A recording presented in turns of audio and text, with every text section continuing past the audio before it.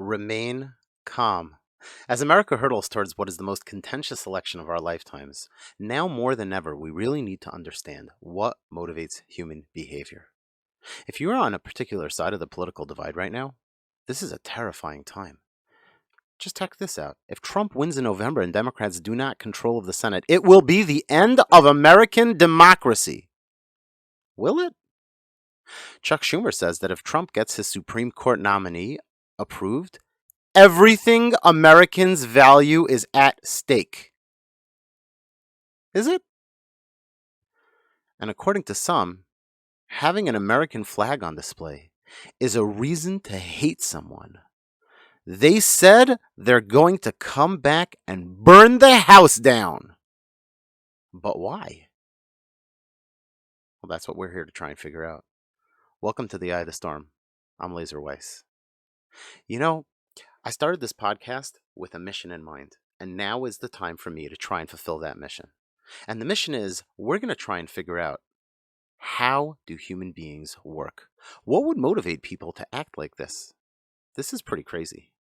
And why are they willing to go to such extreme lengths? Well, the answer is, human beings are always motivated by two things, and two things alone. And if we understand these two and how they break down and how they move us, then we will understand human beings. The first one of those things is ideology. And we're going to get back to that in a moment, because ideology is the main factor in all human behavior. Everything, ultimately, is determined by your ideology.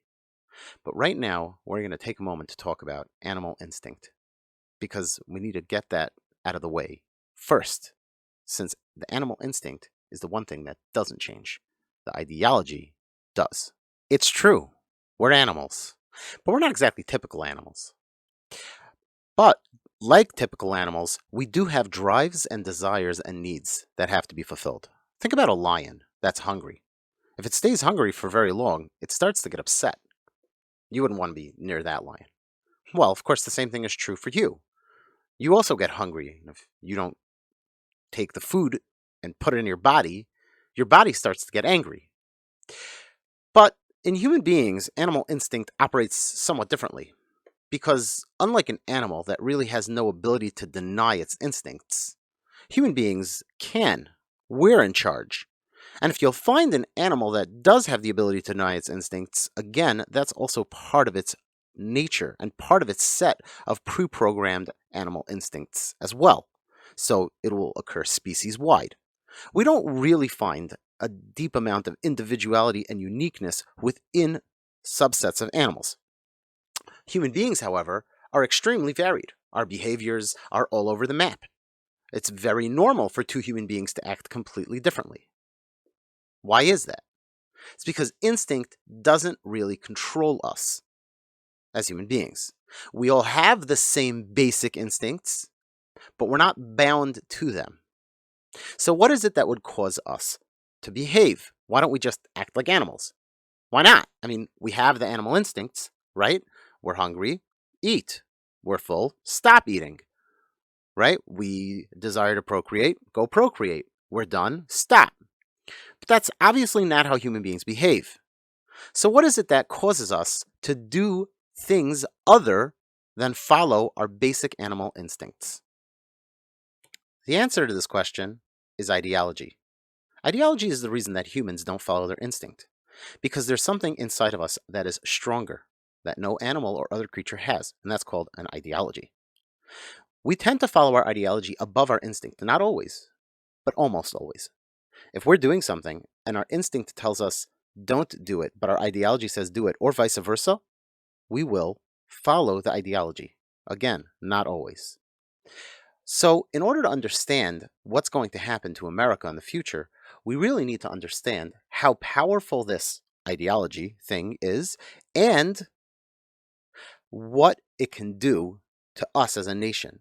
If you think that, for example, a subtle shift in ideology towards the left or the right will only have a subtle impact, you're totally wrong. A very subtle shift in ideology can cause us to go down a path that will sort of force us to adopt more and more changes to fit with the baseline that we chose before. because human beings hate being contradictory. So if we accept a certain belief as true, then any belief that comes later will have to fall in line, like dominoes, to what we accepted previously. And changing ideology is very, very difficult. I'll prove it. America, we think of as like this great, amazing country that's been around forever. It's not really true. America is barely 250 years old, which, by the way, is pretty normal in terms of historic civilizations. Civilizations tend to only last a few hundred years. If we would follow the path of a normal civilization, we would actually be at the height or possibly even in decline. I hate to think that. I love this country. So, why is it that most civilizations rise and then decline in much the same way as it seems like America is doing? So, let's think about something. There are so many behaviors that we as Americans consider baseline or normal. It's so ingrained into us that we sort of don't think about the fact that other people might have different baselines and different normals. I mean, maybe we do know that that's true, but do we realize how powerful that is? To really understand that, you have to realize that for the last few thousand years, our planet has been widely gripped by something called Judeo Christian values, which have somewhat defined what we consider normal or baseline behavior in a society. But what if ancient societies were nothing like that? What if they didn't have Judeo Christian values? What would they look like? Would they look the same or different?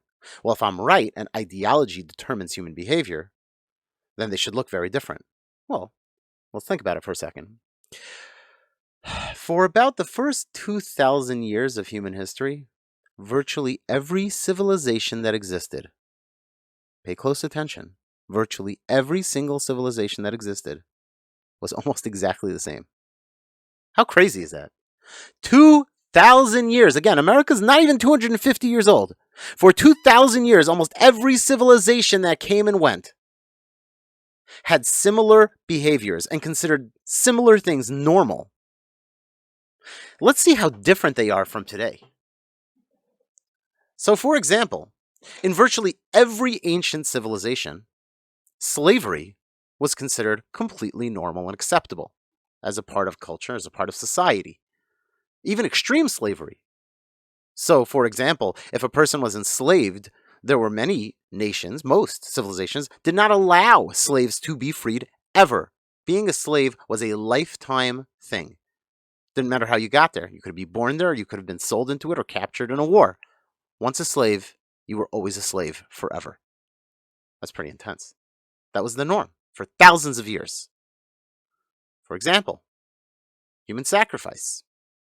Human sacrifice was considered normal. Almost every civilization in ancient times, with rare exceptions, and by the way, none of those exceptions were the major civilizations of ancient times. There might have been some minor civilizations, but all of the major civilizations that we know of, Egypt and Persia, all of these places allowed human sacrifice. Again, doesn't seem like we have that today. Killing people was not anathema to them. They were very okay with it, depending on the circumstances.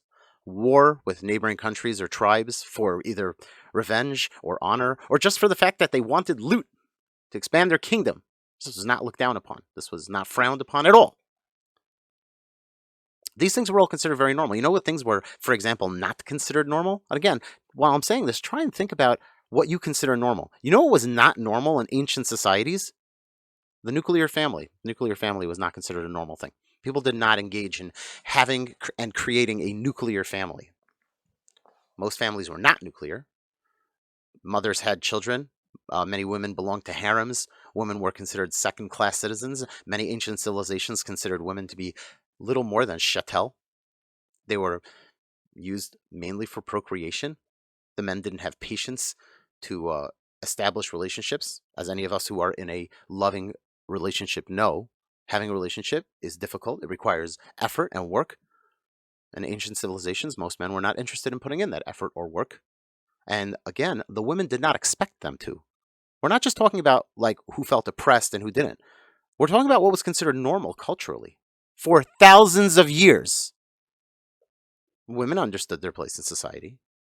There were surely a few unusual, powerful women. They were the exception, not the rule. So the nuclear family was not considered something that was normal or important. Faithful, intimate behavior, which today, again, is considered such a baseline idea in society. No matter where you are on the sort of spectrum of human sexuality, it is considered a valuable thing, a character attribute to be faithful in your intimate relations with other people. That was not something that was considered normal or appropriate in ancient civilizations. If you found someone you liked better, it was considered perfectly acceptable in society to go and take that other person. And even casual intimacy with other people was not something that was looked particularly down upon. Rulers, nobles, otherwise important and valued people in society, it was not considered to their detriment if they saw someone they liked and they went to be intimate with them. That was not considered a bad thing. Asceticism, the idea that in order to be a better human being, you should remove yourself from the indulgences of this world. That's a very modern day topic, or I should say, way of thinking. Ancient people absolutely did not look at life in that way. Indulging was considered part of being a human being. The more money you had, the more you indulged.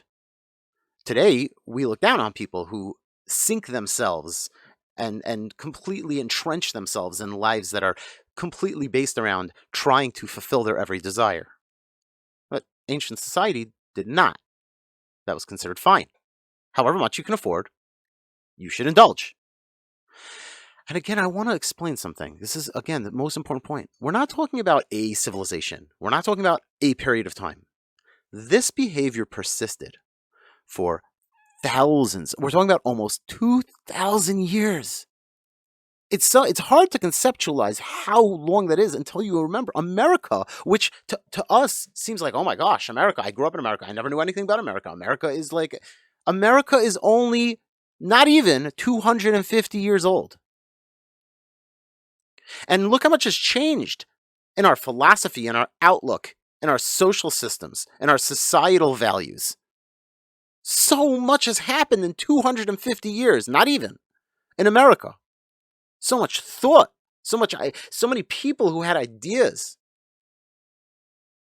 So how is it that what was considered normal, all of these different ideas, not having a nuclear family, human sacrifice, strict class division, something I didn't even really touch on, extreme religious subservience, again, something we didn't touch on very much. We could discuss this all day. The idea that every single king was also a divine ruler, either divinely appointed or more commonly themselves considered a god.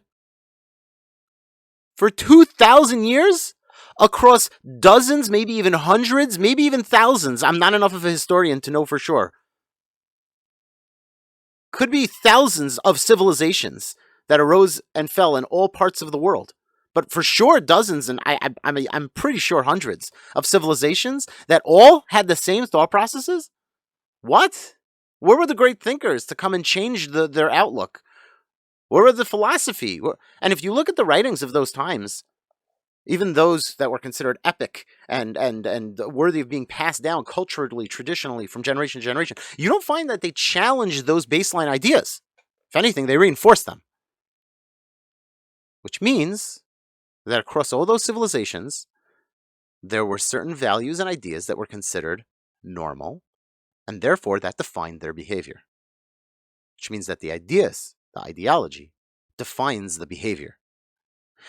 And that's why we have different ideas, and therefore we have a completely different definition of behavior. This is possibly the most important thing that I need to emphasize. But there's one more thing that we need to think about. If human beings behaved a certain way for almost 2,000 years, what would cause them to change all of a sudden? It's extremely foolish and also horribly disrespectful to assume that for 2,000 years no one ever started thinking and came up with an idea of hey, maybe we shouldn't have slaves. Hey, maybe we shouldn't treat our women like second-class citizens. Hey, maybe we shouldn't view our rulers as gods. Obviously, people had brains. But for 2,000 years, no one felt that those things should be challenged. What would happen? You notice again? You realize how long 2,000 years is? That's a crazy long time, which means that these ideas were extremely entrenched and extremely accepted in society. So, what happened? What happened that shook the world? I can guarantee you it had to have been a cataclysmic event, something that was so incredibly earth shattering that it broke through, it penetrated into the rock solid wall of human consciousness that had been built up over thousands of years. You know what it would take to penetrate that? But something did. Something shattered like a meteor right into the human ideology that ruled the world for 2,000 years. What happened? Without that, we would still all be following those behaviors. I think it's especially worthwhile to realize that as well, so many of the things that we think today we're discovering anew were things that were considered normal once. And so maybe if we understand what changed and why those became not considered baseline normal human behavior, we'll understand why they changed. For example, totally liberated sexuality. That's not a new idea. That was something that was considered very normal in ancient societies. If a man wanted to experience pleasure with a man, that was totally accepted. And I don't mean accepted like the way we accept it today, where everybody understands that even if we accept it, most people would rather not identify as that. Or, there's certain element of society that like they feel like other people are judging them and it's uncomfortable. In ancient society, there was none of that. The very idea of not doing it was not something that they would relate to. Why not? If it feels good and you want to do it, do it. So we're not discovering something new. We're actually on the path to going back to something ancient. But why did the ancient people leave those behaviors behind? This is what we need to discuss and what we need to discover. I hope you found this video educational and informative. Obviously, the real goal is to get to the point where we talk about America and how we should view American values. But I think that we needed to start here. If you liked what I had to say and you want to see more, please hit the subscribe button. And if I could bother you to hit the like button, I'd appreciate that. If you want to leave a comment, if you have a question, please ask. I'll be happy to try and answer any questions. Thank you so much. This is The Eye of the Storm, and I'm Laser Weiss. Oh, one last thing. If you think there's somebody who might benefit from hearing this, please share the video and let them know about it. Have a great day.